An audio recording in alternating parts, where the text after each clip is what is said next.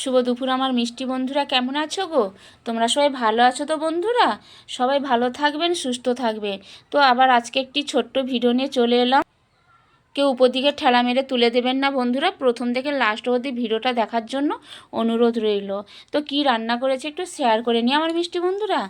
গাঁঠি কচু আছে না, গাঁঠি কচুর যে মুড়ো, সেই কচু ভাজা করেছি, আর বটবটি আলু ভাজা করেছি, আর মুসুরির ডাল করেছি।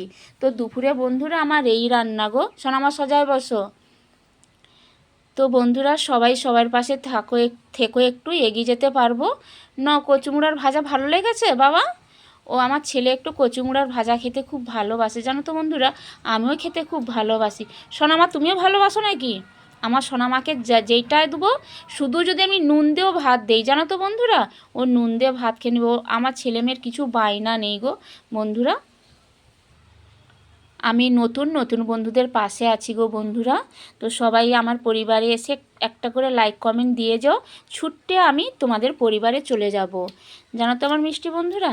তো প্রথম থেকে লাস্ট অবধি ভিডিওটা দেখার জন্য অসংখ্য অসংখ্য ধন্যবাদ আমার মিষ্টি বন্ধুরা। তো আমার ছেলে মেয়েকে নিয়ে খেতে বসে গেছি, আপনারাও খেয়ে নিন গো বন্ধুরা। টাটা সোনামা, টাটা দিয়ে দাও বন্ধুদেরকে, যে সবাই পাশে থাকবে, লাইক কমেন্ট দেবে আমাদেরকে, বলো। আমার মেয়ে শুধু এই হাত নাড়াই দেয়, জানো তো আমার মিষ্টি বন্ধুরা।